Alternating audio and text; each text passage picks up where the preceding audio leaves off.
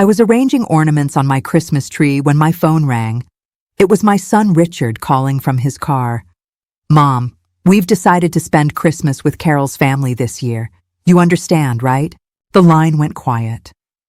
26 years I'd hosted every holiday for him. 26 years of cooking his favorite dishes and buying gifts for his children. He hung up without waiting for my answer. I set down the glass angel ornament I was holding, walked to my kitchen window and watched the snow fall on my quiet street. I took a deep breath. But there was something Richard didn't know about me. Something I'd kept private since his father passed 5 years ago. That afternoon, I made 3 phone calls that would change everything. My name is Martha, and this Christmas was going to be different. What happened next shocked my entire family. The 3 phone calls I made that December afternoon changed the trajectory of my entire life. The first was to my financial advisor, James Patterson, whom I'd worked with quietly for 15 years since Robert's passing. The second was to my sister Olga in Denver. The third was to a real estate agent named Susan Mills. But let me back up to explain how I got to that moment, sitting in my modest kitchen with my husband's investment portfolio spread across the dining table. For 26 years, I had been the family's Christmas anchor. Every December, I'd start planning in October. I remember the Christmas of 2018, when Richard was going through his divorce from his first wife, Sandra. He showed up at my door on December 23rd with 8-year-old Gabriel, both of them looking defeated. Richard's eyes were red from crying, and Gabriel was clutching his stuffed dinosaur. "Mom, I don't know what to do," Richard had said, collapsing into my kitchen chair. "Sandra took everything, the house, the cars, even Gabriel's college fund. We have nowhere to go for Christmas. I had already prepared dinner for 12 people, but I called everyone and expanded it to accommodate Richard's situation. I spent my own savings to buy Gabriel extra presents so he wouldn't feel the sting of his parents' separation. I stayed up until 3 in the morning making his favorite cookies shaped like dinosaurs. When Gabriel opened those presents on Christmas morning, his face lit up with pure joy. "Grandma Martha, you're the best person in the whole world," he had whispered to me while hugging my neck. That Christmas cost me $4,000 of my own money. Money I had quietly saved from my part-time job at the library. Richard never asked how much I spent. He never offered to contribute. He just assumed I would handle everything, and I did. Then came 2019, when Richard married Carol. I remember meeting her for the first time at their engagement party. She walked into my living room wearing a designer dress that probably cost more than I spent on clothes in a year. She looked around my modest home with barely concealed disdain. "Richard told me you've lived here for 30 years, she said, running her finger along my mantelpiece. "It's very quaint." The way she said quaint felt like a slap, but I smiled and offered her tea. During that visit, she mentioned that her family owned 3 properties in California and that her father was a successful investment banker. She made it clear that Richard was marrying into money. "I'm sure you're relieved that Richard found someone who can provide stability," she said, stirring her tea with unnecessary elegance. "It must have been hard watching him struggle as a single father." The implication was clear. I couldn't provide the kind of life she could. What she didn't know was that Robert had left me with investment accounts worth over $7 million. But I had kept that information to myself, living modestly on my library pension, curious to see who would love me for who I was rather than what I had. After their wedding, the exclusions started small. Carol would plan family dinners and somehow forget to call me until the last minute. "Oh, Martha, I'm so sorry. We didn't think you'd be interested in sushi. You seem more like a casserole person." Or Richard would take Gabriel to baseball games without mentioning it to me until afterward. "We thought you'd be tired, Mom." It was pretty loud. The pattern became clear during Gabriel's 9th birthday party last summer. I had offered to host it at my house like I always did, but Carol insisted on having it at their country club. When I arrived, I discovered they had assigned me to sit at a table with the hired help and other elderly relatives who were clearly being managed rather than celebrated. "Grandma Martha!" Gabriel had run over to me, his face bright with excitement. "Did you see the magician?" He made a rabbit appear. Before I could answer, Carol swooped in and guided Gabriel away. "Sweetie, come sit with Mommy and Daddy for the cake cutting. We need you in the photos." I spent 2 hours at that party sitting alone while watching Carol's mother, Patricia, hold court at the main table. Patricia made grand gestures about Gabriel's college fund and her family's connections. She announced they were taking Gabriel to Europe that summer to broaden his horizons. When it was time for presents, Gabriel opened mine last. I had made him a scrapbook of all our memories together. Photos from Christmas mornings, trips to the park, afternoons baking cookies. He flipped through it with genuine delight. "This is amazing, Grandma. Look, there's the time we built that huge snowman." But Carol quickly ushered him toward the more expensive gifts. "Gabriel, don't forget to thank Grandma Patricia for the new bicycle," she said loudly, ensuring everyone heard about the $800 gift. That night, I went home and sat in Robert's old chair, feeling smaller than I had in years. This woman was systematically erasing me from my own grandson's life, and Richard was letting it happen. The final straw came 3 weeks before that December phone call. I had invited Richard and Gabriel over for Sunday dinner, something we used to do regularly.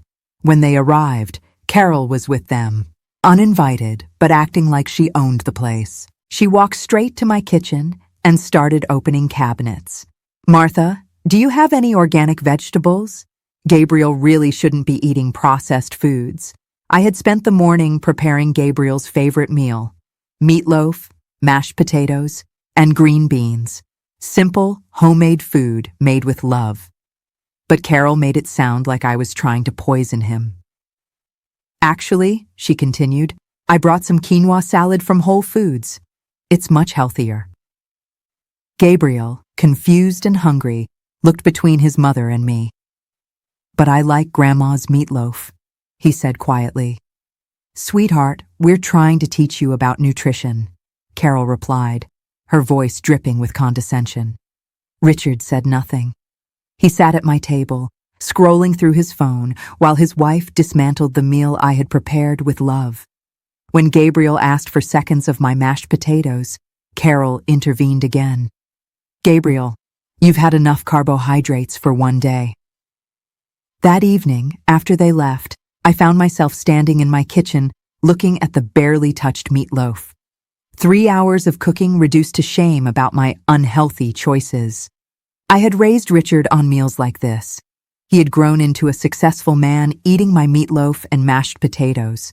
But now, apparently, my cooking wasn't good enough for his son. The numbers told the story of my sacrifice. 26 Christmases as host, 18 birthday parties organized and paid for out of my own pocket, 47 Sunday dinners where I cooked for hours to receive minimal thanks, over $30,000 of my own money spent on gifts, food, and experiences for Richard and Gabriel. And for what? To be excluded from Christmas because Carol wanted a more intimate celebration. That December afternoon, after Richard's phone call, I realized I had been playing a role that no longer served me.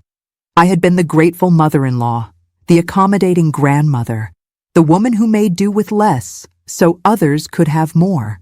But Robert's investments had grown steadily over 15 years, and I now had resources that could change everything. The first phone call was to James Patterson. "James, it's Martha Reynolds," I said, my voice steady. "I need to access a significant portion of the portfolio.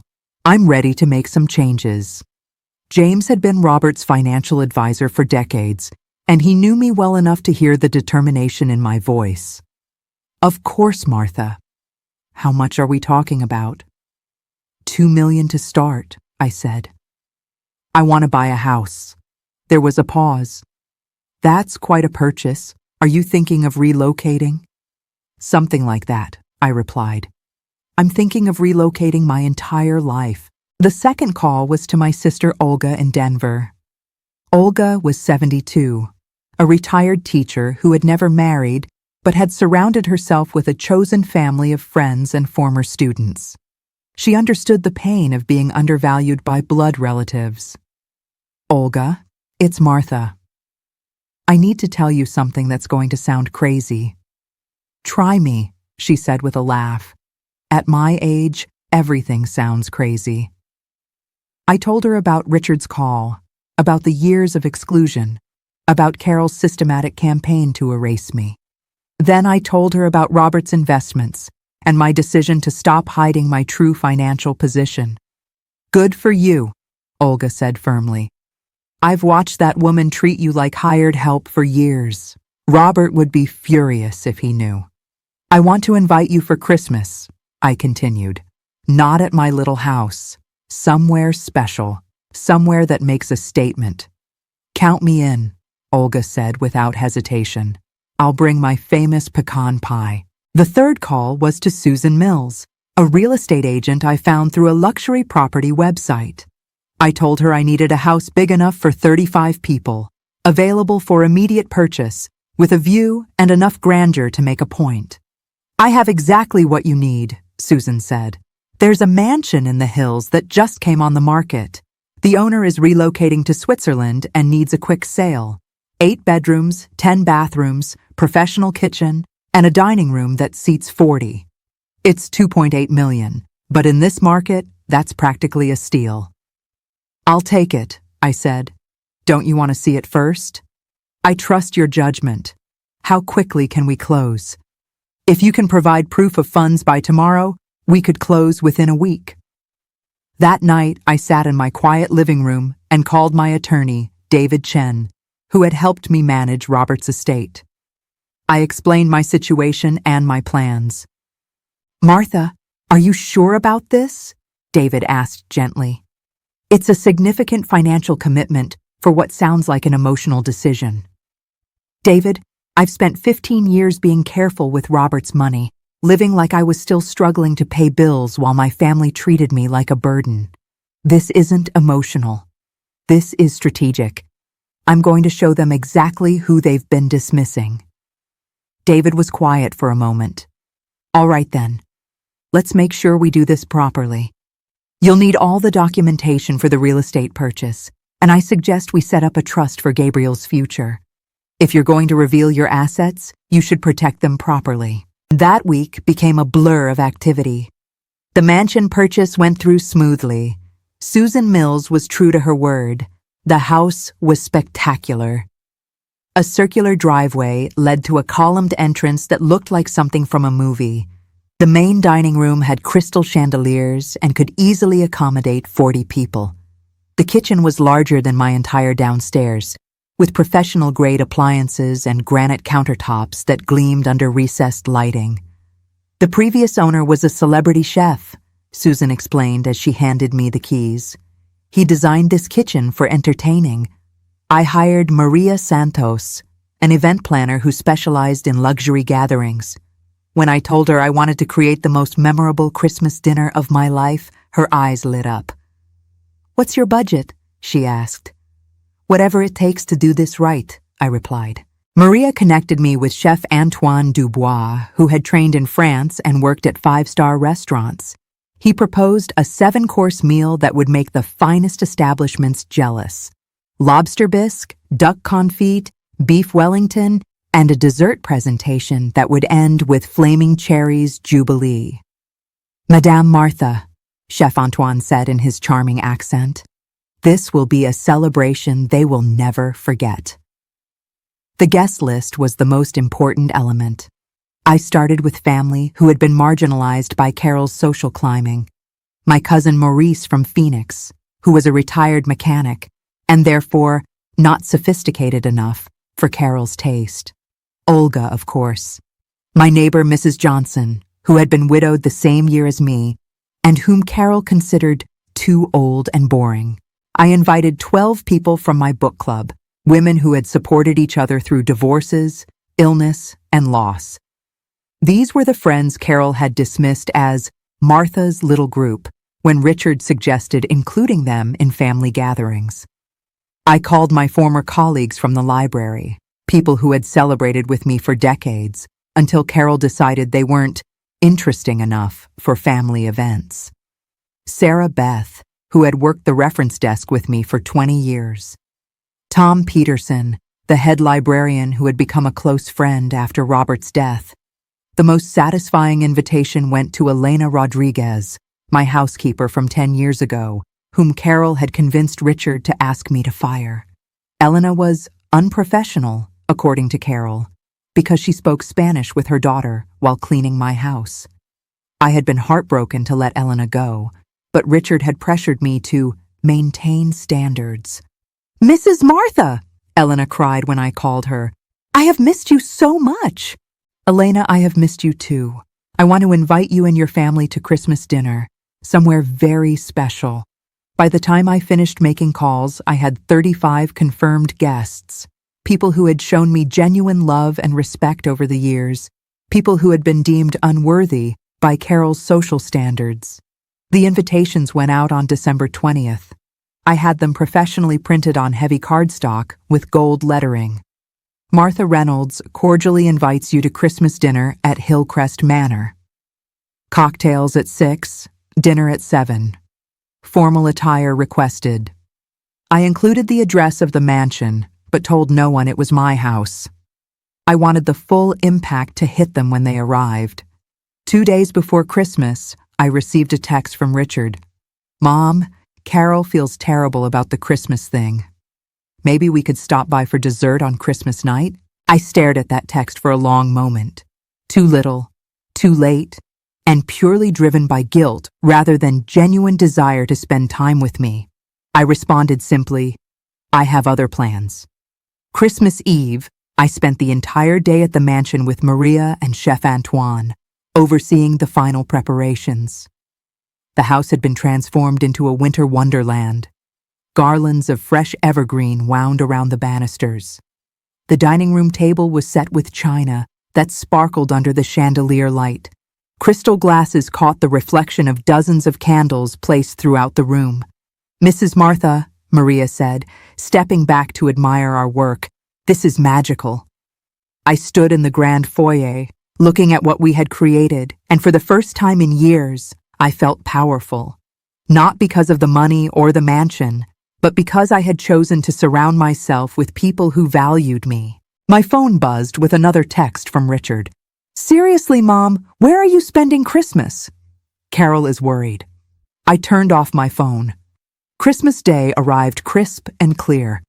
I spent the morning getting ready in the mansion's master bedroom, which was larger than my entire upstairs at home.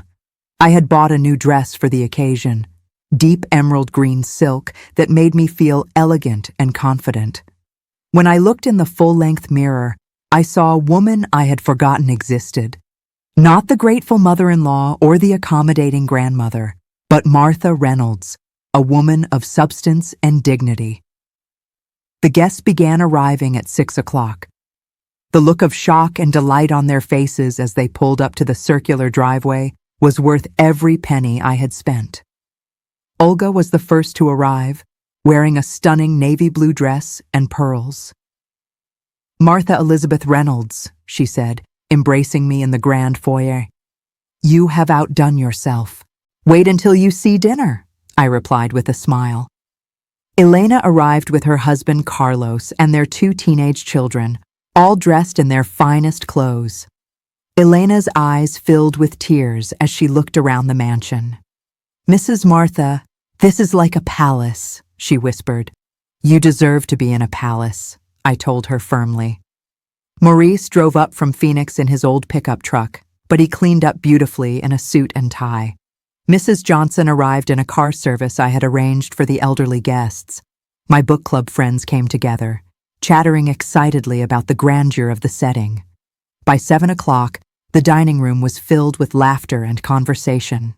Chef Antoine had outdone himself. Each course was presented like a work of art, and the conversation flowed as smoothly as the wine. During the main course, I stood up with my champagne glass. I want to thank all of you for being here tonight, I began. For the past few years, I've felt increasingly invisible in my own family. But sitting here with all of you, I remember who I really am. I'm not just someone's mother or grandmother. I'm Martha, and I'm surrounded by people who see me, value me, and love me for exactly who I am. The applause was thunderous. Olga had tears in her eyes. Elena reached across the table to squeeze my hand. Mrs. Johnson nodded with the wisdom of someone who understood exactly what I meant. After dinner, we moved to the living room for coffee and dessert. Maria had hired a photographer as a surprise, and we spent an hour taking pictures by the fireplace, under the chandelier, on the grand staircase. Everyone wanted copies of the photos to remember this magical evening. "Martha," said Sarah Beth from the library, "this is the most beautiful Christmas I've ever experienced." At 10 o'clock, as guests were beginning to leave, I made a decision that would change everything. I asked Maria to help me post some of the photographs on Facebook. I rarely use social media, but I wanted a record of this perfect evening. The caption was simple: "Christmas dinner at my new home with the people who matter most. Grateful for real family, the kind you choose." I tagged several guests who were on Facebook and went to bed in the mansion's luxurious master bedroom, feeling more content than I had in years. I woke up Christmas morning to 47 missed calls on my phone. The Facebook post had exploded overnight. The photos of the elegant dinner, the mansion, the beautifully dressed guests. It had been shared hundreds of times. My phone was buzzing constantly with notifications, calls, and text messages. The first voicemail was from Richard, and his voice was frantic. "Mom, what is this? Whose house is this? Why didn't you tell me you were having a party? Call me back immediately." The second was from Carol, and she sounded panicked. "Martha, we need to talk. There's obviously been some misunderstanding. Please call me." Then Richard again. "Mom, I drove by your house and you're not there. Where are you? Gabriel is asking for you. This is ridiculous." And Carol again. "Martha, I've seen the photos online. I don't understand what's happening, but we need to discuss this privately. This is embarrassing for our family." I made coffee in the mansion's professional kitchen and sat at the breakfast nook overlooking the garden, scrolling through the Facebook comments. Friends from decades past were commenting with amazement and congratulations. Former library patrons were sharing memories of my kindness. The local newspaper had even shared the post with a caption about community members showing the true spirit of Christmas. My phone rang again. This time it was Gabriel, and my heart melted at the sound of his voice. "Grandma Martha, where are you? Daddy says you had a big party without us." I could hear Richard in the background, coaching him. "Tell her we want to come see her. Tell her we missed her." "Gabriel, sweetheart, I miss you too," I said gently. But Grandma needed to spend Christmas with people who wanted to be with her. "I wanted to be with you," Gabriel said, his voice small. "Mommy said we couldn't because her family was more important." My heart broke. This child had been caught in the middle of adult games, and he was the only innocent victim in the whole situation. "Gabriel, I love you more than anything in the world," I said. "And we're going to see each other very soon. But right now, I need to talk to your daddy about some grown-up things." Richard came on the line, his voice tight with barely controlled anger. "Mom, what the hell is going on? Whose house is that? And why are you embarrassing us online?" "Richard," I said calmly, "I'm not embarrassing anyone. I'm simply living my life." "This is insane, Mom. You can't just disappear and throw some kind of party to spite us. We need to talk about this face to face." "Fine," I said. "Come to the house at 2 o'clock. Come alone. We'll talk." I texted him the address of the mansion and then turned off my phone again. I needed a few hours of peace before the confrontation that would determine the future of our relationship. At exactly 2 o'clock, I heard Richard's car in the driveway. I watched from the front window as he got out, his face a mixture of confusion and anger As he looked up at the mansion, he stood there for several minutes, clearly trying to process what he was seeing. I opened the door before he could ring the bell. He walked into the foyer and stopped dead, looking around with undisguised shock. "Mom, what is this place? Whose house is this?" "It's my house, Richard. I bought it last week." "That's impossible. You live on a library pension. You drive a 10-year-old Toyota. You shop at discount stores." "Sit down," I said, leading him into the living room. "We need to have a conversation that's 15 years overdue." Richard perched on the edge of an antique chair, his eyes still scanning the room. "Mom, I don't understand what's happening." "Your father left me very well provided for," I began. "Over $7 million in investments and property. I've lived modestly because I wanted to see who would love me for who I am, not what I have." Richard's face went pale. "7 million? And you never told me?" "I never lied to you," I said firmly. "I just didn't volunteer the information. And I'm glad I didn't, because it's shown me exactly how I've been treated by my own son." "What do you mean?" "Richard, for the past 4 years, you've allowed your wife to systematically exclude me from your life. She's treated me like an embarrassment, like someone to be managed rather than celebrated. And you've said nothing." Richard opened his mouth to protest, but I held up my hand. "She convinced you to fire Elena because she spoke Spanish in my house. She excluded me from Gabriel's birthday party, seating me with the help. She's made it clear that my cooking isn't good enough. My friends aren't sophisticated enough, and my love isn't valuable enough. And you've allowed all of it." "Mom, that's not fair. Carol has high standards." "Stop," I said sharply. "Don't you dare defend her treatment of me. I raised you better than this." Richard was quiet for a long moment, staring at his hands. When he looked up, his eyes were watery. "I know I've messed up," he said quietly. "I got caught up in Carol's world, in impressing her family. Her father is worth millions, and I wanted to fit in. So you threw away your mother to fit in with people who judge worth by bank accounts?" "I never meant for it to be like that, but that's exactly what happened. And it culminated in you calling me 3 days before Christmas to tell me I wasn't welcome at your celebration. Your wife wanted a more intimate Christmas, which apparently meant intimate without me." Richard buried his face in his hands. "We made a terrible mistake." "Yes, you did.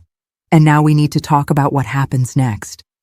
I stood up and walked to the mantelpiece, where I had placed a framed photo from Christmas dinner. 35 people who had celebrated me, valued me, and treated me with dignity. "I'm not going to pretend the last 4 years didn't happen," I said. "I'm not going to go back to being grateful for scraps of attention and acceptance. If you want a relationship with me, it's going to be on completely different terms." "What kind of terms?" "First, Carol needs to acknowledge how she's treated me and make genuine amends. Not surface politeness motivated by my money, but real recognition of the harm she's caused." Richard nodded slowly. "Second, I will never again be excluded from family gatherings because I don't meet someone else's social standards. If I'm not welcome, neither is my financial support." "What do you mean?" "I mean, I've been quietly contributing to Gabriel's college fund for years. I've been the one buying his school clothes, paying for his summer camps, and covering expenses you thought your insurance handled. If I'm not part of the family, then my money isn't either." Richard's eyes widened. "You've been paying for all of that?" "Through a trust David Chen set up. Carol never knew because she never bothered to ask how a single father on a middle manager's salary could afford private school and summer programs." The full impact of what I was saying began to dawn on Richard. He had married into what he thought was wealth, but the real money had been in his family all along. "Mom, I don't know what to say." "Say that you understand this isn't about punishing you. It's about establishing boundaries that protect my dignity and Gabriel's relationship with his grandmother. I understand, Richard said, his voice barely above a whisper. Third, I want regular time with Gabriel that isn't filtered through Carol's social calendar. I want to be his grandmother, not a supervised visit between more important activities. Of course. And fourth, I want Carol to get professional help for whatever drives her need to exclude and diminish other people. She can't treat people the way she's treated me and expect no consequences. Richard was quiet for several minutes, processing everything I had said. Finally, he looked up at me with something that looked like respect. "You're right about all of it," he said. "I've been a terrible son, and Carol has been worse. But Mom, how do we fix this? How do we come back from what we've done?" "That depends entirely on your actions going forward," I said. "I'm not interested in apologies that aren't backed up by changed behavior." Richard stood up and walked around the living room, taking in the elegant surroundings. "This house is incredible, Mom. Why didn't you ever tell me about Dad's investments? Because I wanted to know who you really were when you thought I had nothing to offer but love. Unfortunately, I got my answer. I failed that test completely." "Yes, you did. But the beautiful thing about life is that we get opportunities to do better." Richard turned to face me, and for the first time in years, I saw the son I had raised rather than the man Carol had molded. "What can I do to start making this right?" "Go home and have an honest conversation with your wife. Tell her about my financial situation and about the conditions I've set. See if she's capable of genuine change, or if she's only interested in managing appearances. And if she refuses, then you'll have to decide what matters more to you. Your relationship with me and Gabriel's relationship with his grandmother, or keeping peace with a woman who's fundamentally incapable of treating people with respect." Richard nodded slowly. "Can I bring Gabriel to see you soon? He's been asking about you all day." "Of course. But Richard, I won't have him used as a weapon or a guilt trip. If you bring him here, it needs to be because you want him to have a relationship with his grandmother, not because you're trying to manipulate me." "I understand. And Mom, thank you for not giving up on us completely." "I didn't give up on us, Richard. I gave up on accepting unacceptable treatment. There's a difference." After Richard left, I walked through the mansion feeling both emotionally drained and oddly hopeful. The confrontation had been necessary, and his response suggested that change might actually be possible. That evening, Gabriel called me directly from Richard's phone. "Grandma Martha, Daddy told me you have a new house that's like a castle. It's pretty special, sweetie. Would you like to come see it?" "Yes. Can we make cookies in your new kitchen?" "We can make all the cookies you want." 3 days later, Richard brought Gabriel to the mansion. Watching my grandson's face light up as he explored the grand rooms filled my heart with joy. But more importantly, I could see that Richard was genuinely trying to reconnect, not just manage a crisis. "Grandma, this is the most beautiful house I've ever seen," Gabriel said, running his hands along the marble countertops in the kitchen. "Would you like to help me make dinner? I bought all the ingredients for your favorite meatloaf." Gabriel's face lit up. "Mom said meatloaf isn't healthy, but I love it." "Sometimes the things we love the most aren't about perfect nutrition," I said, meeting Richard's eyes. "They're about love and tradition and feeling cared for." Richard looked ashamed. "Mom, I'm sorry I let her make you feel bad about your cooking. Gabriel and I both love your meatloaf." As we cooked together, Gabriel chattered about school, his friends, and his disappointment about Christmas. "I missed you at Christmas, Grandma." "It wasn't the same without your cookies and games." "I missed you too, sweetheart." But sometimes grown-ups need to make difficult decisions to help everyone learn important lessons. "What kind of lessons?" "Lessons about treating people with kindness and respect, especially people who love us." Gabriel considered this seriously. "Like how Mommy talks to you sometimes?" Richard and I exchanged looks. Even an 8-year-old had noticed Carol's behavior. Yes, like that. But the good news is that people can learn to do better. Is Mommy going to learn to do better? I hope so, Gabriel. And if she does, we'll all be happier. 2 weeks later, Carol called me directly for the first time in years. Her voice was subdued, lacking its usual edge of superiority. Martha, I wonder if we could meet for coffee. There are some things I need to say to you. I'm willing to listen, I said. But Carol, I want you to understand that I'm not interested in surface apologies or damage control. If we're going to have this conversation, it needs to be real. I understand. Could we meet at the little cafe on Maple Street tomorrow at 10? The next morning, I arrived at the cafe to find Carol already there, looking smaller and less polished than I'd ever seen her. She had dark circles under her eyes, and her usually perfect hair was simply pulled back in a ponytail. Thank you for coming, she said as I sat down. We ordered coffee in silence. Finally, Carol looked up at me with something I'd never seen in her eyes before. Vulnerability. I've been seeing a therapist since Christmas, she said quietly. After Richard told me about your situation, I realized I needed to take a hard look at myself. What have you realized? That I've been terrible to you. Systematically, deliberately terrible. And I don't have a good excuse for it. I waited for her to continue. I grew up in a family where worth was measured by social status and financial success. When Richard and I got married, I looked at you and saw someone who didn't fit into the life I wanted to create. So I started managing you, excluding you, making you feel small so I could feel bigger. That's an accurate assessment.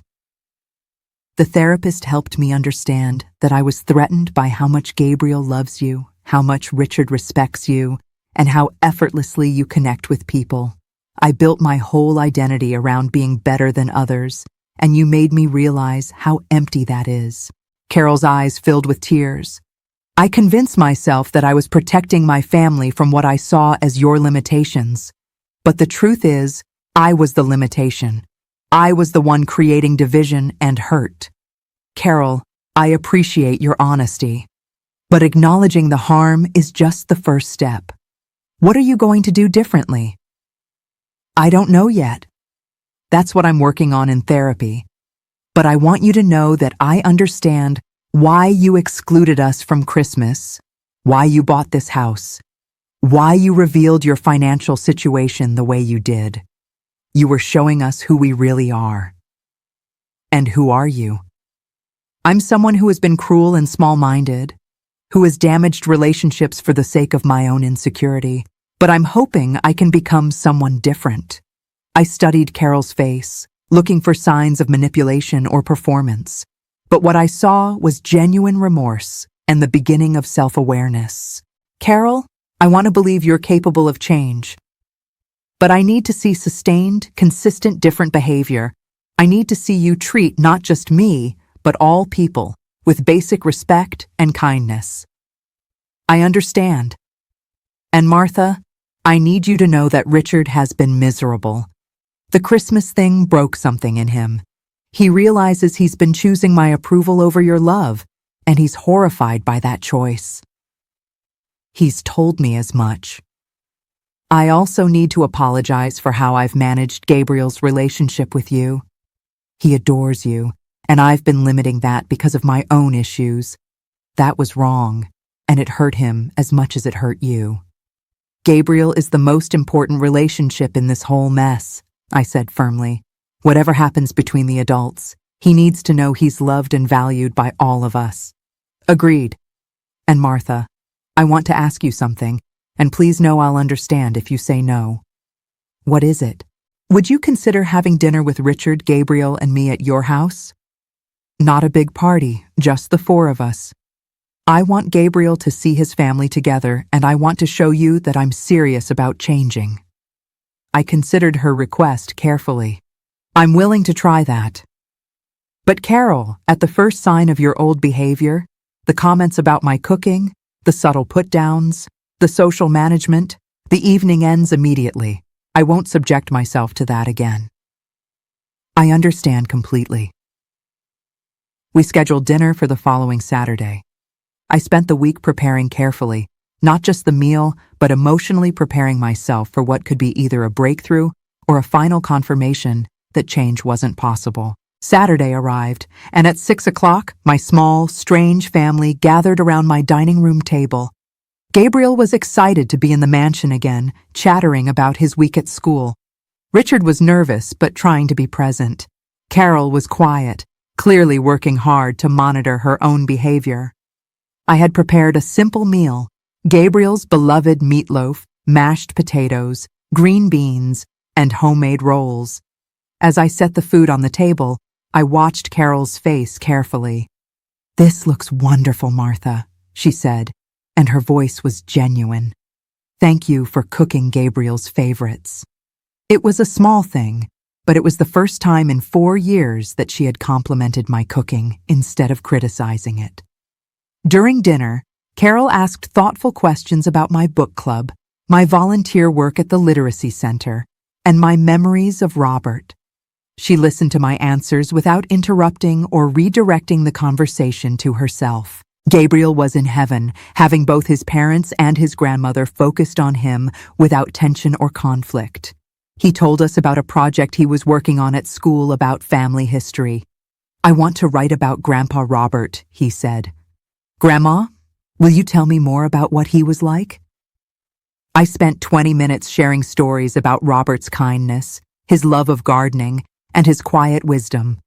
The Carol listened intently, asking follow-up questions that showed she was genuinely interested rather than just being polite. "He sounds like he was a wonderful man," she said. "I wish I could have known him."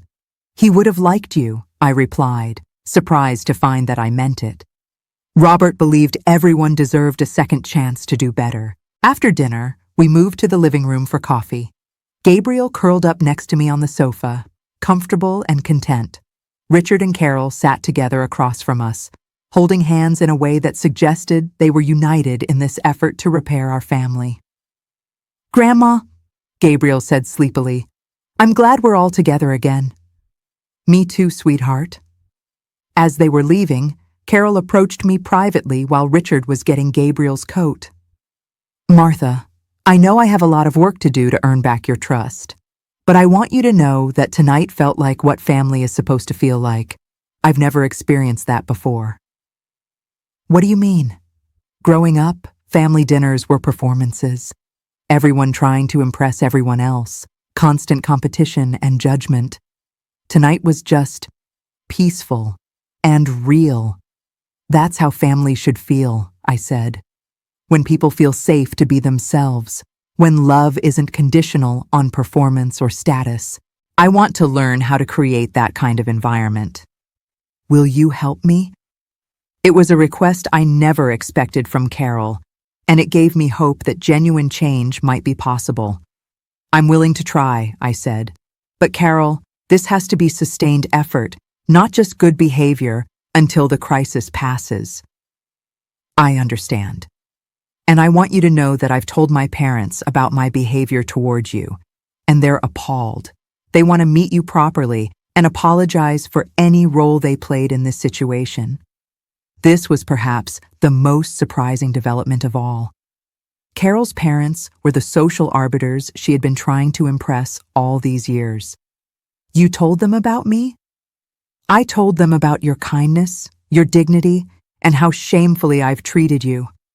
My mother cried when I explained what I'd done. She said she raised me better than that." 3 months later, I was sitting in my mansion's breakfast nook, reviewing applications for the Dignity and Respect Foundation I had established with part of Robert's inheritance. The foundation's mission was simple: reconnecting grandparents and grandchildren who had been separated by family conflict and providing resources for elderly people who had been marginalized by their families. The response to the foundation had been overwhelming. I received hundreds of letters from grandparents who shared similar stories of exclusion and dismissal. I also heard from adult children who realized they had allowed toxic spouses to damage relationships with their own parents. Elena Rodriguez had become my assistant, helping to coordinate the foundation's activities. She brought organizational skills and a deep understanding of family dynamics from her own experience of being excluded by Carol. "Mrs. Martha," Elena said, coming into the breakfast nook with a stack of letters, "we received 53 new applications this week. And the local newspaper wants to do a feature story about the foundation." "That's wonderful news," I said, reviewing a particularly heartbreaking letter from a grandmother in Ohio who hadn't seen her grandchildren in 3 years due to a vindictive daughter-in-law. The success of the foundation had given my life a purpose I hadn't expected.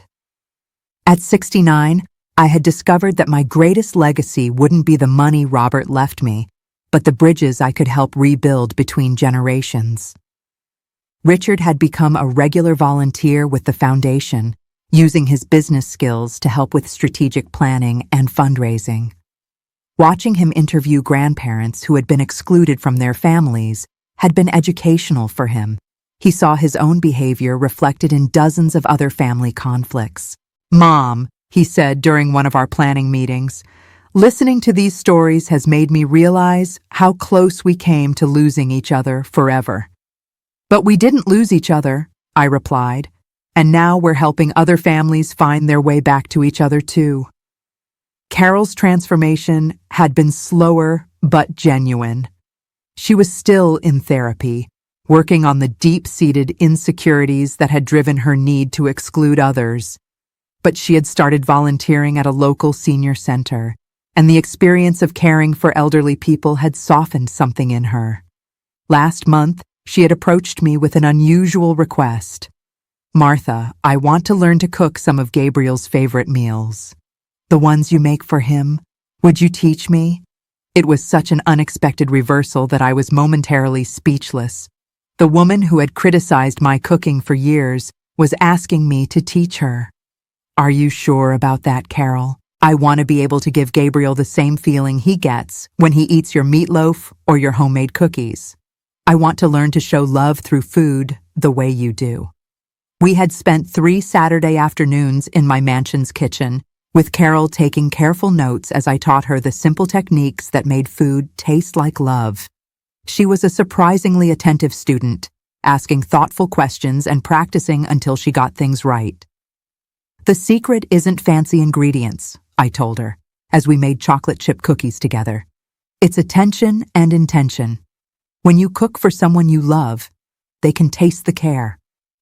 "I think I'm beginning to understand that," Carol replied, carefully measuring flour. Gabriel had been the greatest beneficiary of our family's healing. He spent every other weekend at the mansion now, sometimes with his parents and sometimes just with me. Those solo weekends had become precious to both of us. We had started a tradition of Saturday morning pancakes followed by walks through the mansion's gardens. Gabriel would tell me about his week, his friends, his dreams for the future. I would share stories about his grandfather, his father's childhood, and the importance of treating all people with kindness, regardless of their circumstances. "Grandma," Gabriel said during one of our walks, "why did Mommy used to be mean to you?" It was a difficult question, but I had learned that 8-year-olds deserved honest, age-appropriate answers. "Sometimes people act mean when they're scared or insecure," I said. "Your mommy was worried that she wasn't good enough, so she tried to make other people feel small, to make herself feel bigger. But she's learning better ways to feel good about herself. Like helping people instead of hurting them. Exactly like that. I'm proud of Mommy for learning to be nicer." Gabriel's capacity for forgiveness and his clear understanding of right and wrong gave me hope for the next generation. He was learning lessons about treating people with dignity that would serve him well throughout his life. Last week, I had made a decision that would secure Gabriel's future and also serve as a final test of my family's transformation. I asked David Chen to draft a new will that would leave the majority of my estate to Gabriel, but with conditions that would ensure he grew up to be a person of character. The inheritance would be held in trust until Gabriel turned 30, with funds available for education and emergencies. But the full inheritance would only be released if Gabriel demonstrated a commitment to helping others, treating all people with respect, and maintaining strong relationships with family members regardless of their financial status. "It's an unusual approach," David had said when I explained my intentions, "but given your family's history, it makes sense to ensure that wealth doesn't corrupt Gabriel's values." "Robert's money gave me the power to demand respect when I wasn't receiving it," I explained. "I wanted to teach Gabriel that respect should be given freely, not purchased." I had also established smaller trusts for Richard and Carol, contingent on their continued commitment to family healing and their work with the foundation. It wasn't about controlling their behavior, but about ensuring that Robert's legacy supported positive change. This morning, I was expecting a visit from Patricia, Carol's mother, who had requested a meeting to discuss what she called making amends for my daughter's behavior. It would be our first private conversation, and I was curious about what she had to say. Patricia arrived precisely at 10 o'clock, driving herself in a modest sedan rather than the luxury car I had expected. She was elegantly dressed, but without the ostentatious displays of wealth that had characterized our previous encounters. "Martha, thank you for seeing me," she said as I welcomed her into the living room. "I owe you an apology that's long overdue." We sat across from each other, and I waited for her to continue.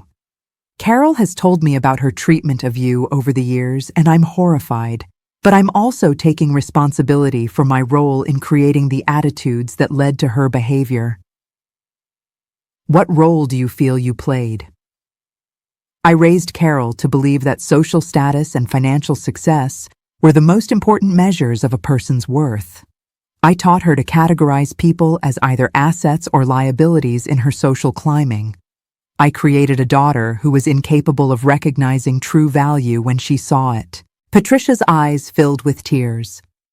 "When Carol told me about your Christmas dinner, about the mansion, about your foundation work, I realized that you had been showing us grace and dignity for years while we dismissed you as irrelevant. I was ashamed of what we had become. Patricia, I appreciate your honesty. But like I told Carol, acknowledging the problem is just the first step. I know. And I want you to know that I've made some changes in my own life as a result of this situation. I've started volunteering with elderly people in assisted living, people who remind me of what I could have learned from you if I hadn't been so focused on superficial measures of worth." This was not the conversation I had expected to have with Carol's mother. I've also had some difficult conversations with my husband about the values we've modeled for Carol and how those values nearly destroyed her relationship with her son's grandmother. We want to do better, Martha. We want to be the kind of family that Gabriel can be proud of. What would that look like to you? It would mean including you properly in family gatherings, recognizing your wisdom and experience, and showing Gabriel that his great-grandmother values all kinds of people, not just wealthy ones. Patricia reached into her purse and pulled out a small wrapped package. "I brought you something. It's not much, but it has meaning for me." Inside the package was a simple silver locket that had clearly been worn and cherished. When I opened it, I found photos of a young couple from what looked like the 1940s. "Those are my parents," Patricia explained. "They were poor when they got married. My father was a mechanic. My mother took in sewing to help pay the bills. They taught me about love, kindness, and treating everyone with respect. Somehow, as I got older and wealthier, I forgot those lessons. Why are you giving this to me? Because you've reminded me of who my parents were, of the values they taught me that I lost along the way. I want you to have something that represents the people who would have recognized your worth immediately." I was deeply moved by the gesture. It represented not just an apology, but a recognition of shared values that transcended social status. "Patricia, this is beautiful. Thank you. Martha, would you consider having dinner with my husband and me?" not as Carol's mother-in-law's parents, but as Gabriel's great-grandparents who want to know his wonderful grandmother. I agreed to the dinner, which took place the following week at a small restaurant Patricia chose specifically because it was unpretentious and focused on good food rather than social seeing and being seen. Patricia's husband, William, was a quiet man who had built his wealth through careful investing and hard work. Over dinner, I learned that he had grown up poor and never forgotten his roots, even as his success had allowed him to provide a privileged life for his family. "Martha," William said over dessert, "Patricia has told me about the situation with Carol, and I want you to know that I'm embarrassed by our family's behavior toward you. You've handled this situation with more grace than we deserved." "I'm not perfect, William. I made mistakes too. I should have addressed Carol's behavior directly instead of letting it build up for years."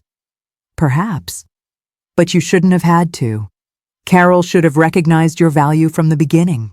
By the end of that evening, I had gained not just an apology from Carol's parents, but what felt like the beginning of a genuine relationship with them. They asked about my foundation work, my memories of Robert, and my hopes for Gabriel's future.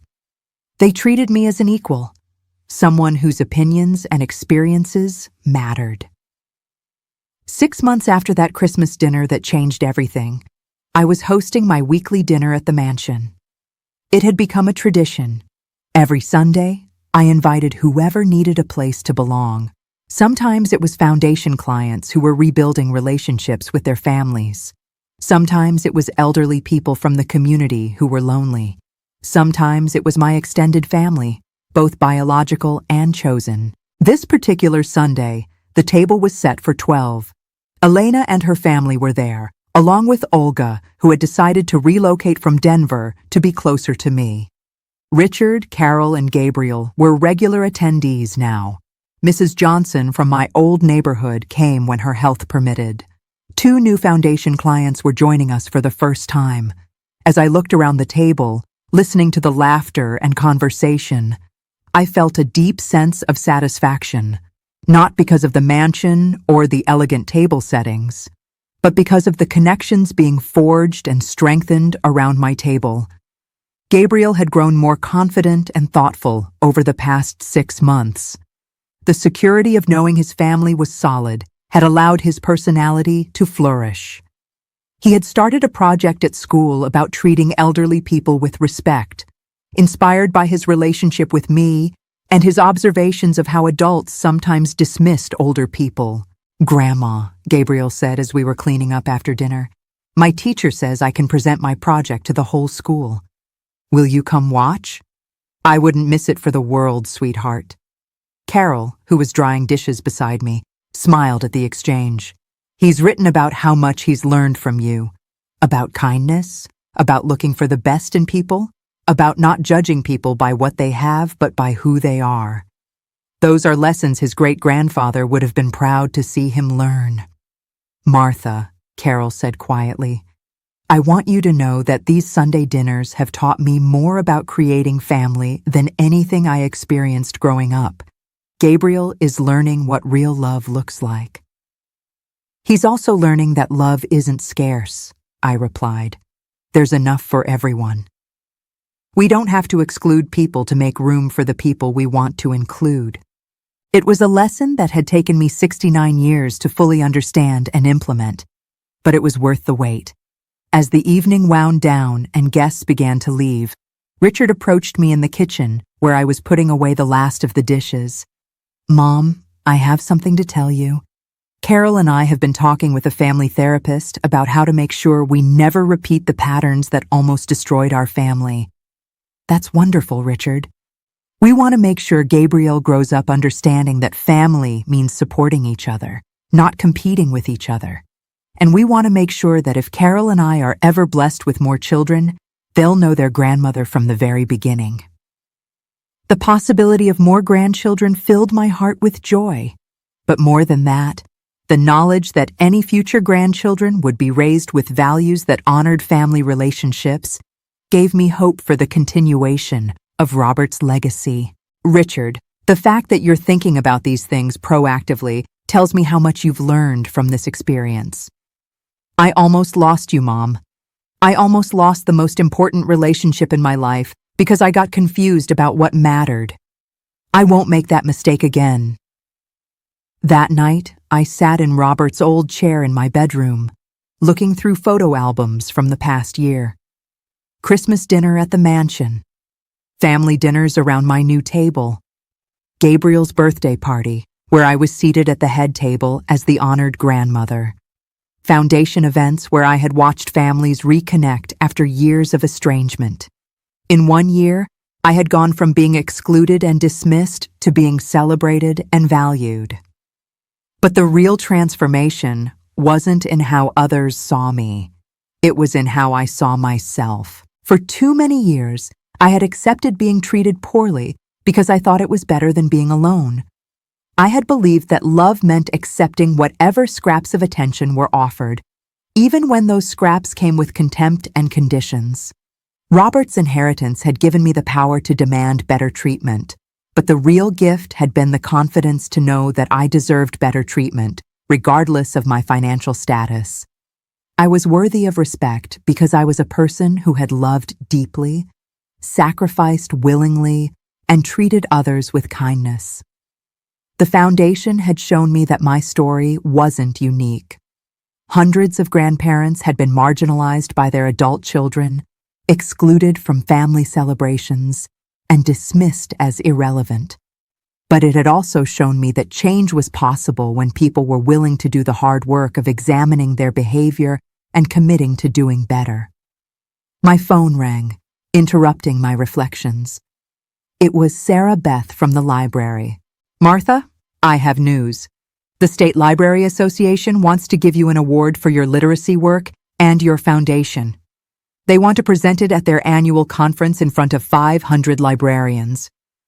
The recognition was flattering, but what mattered more was the platform it would give me to talk about the importance of respecting elderly people and maintaining family connections across generations. I'd be honored to accept, I told Sarah Beth. As I prepared for bed that night, I thought about the acceptance speech I would give. I would talk about Robert's legacy, about the power of treating all people with dignity, and about the fact that it's never too late to repair damaged relationships if all parties are willing to do the work.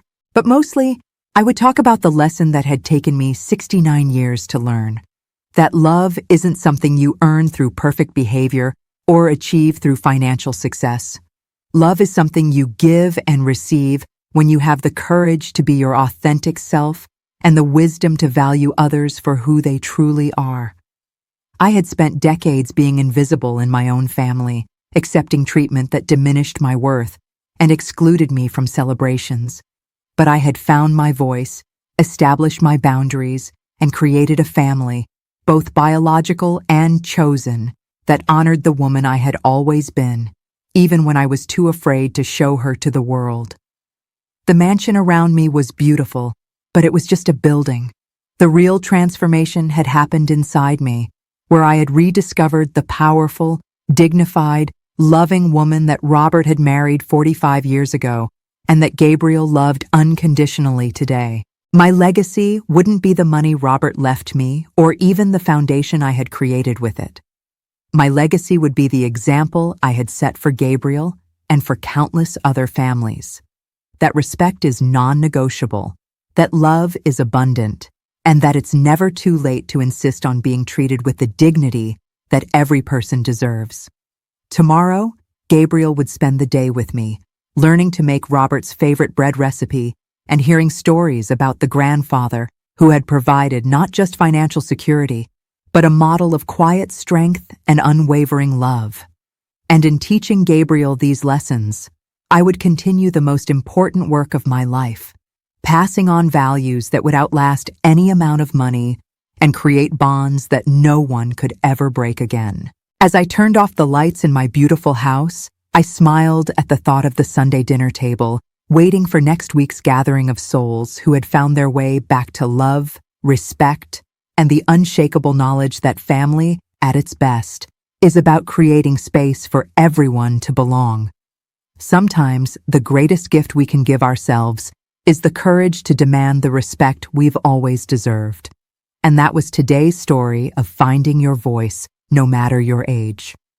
If you enjoyed it, subscribe here. There are many more stories of strength and resilience to come.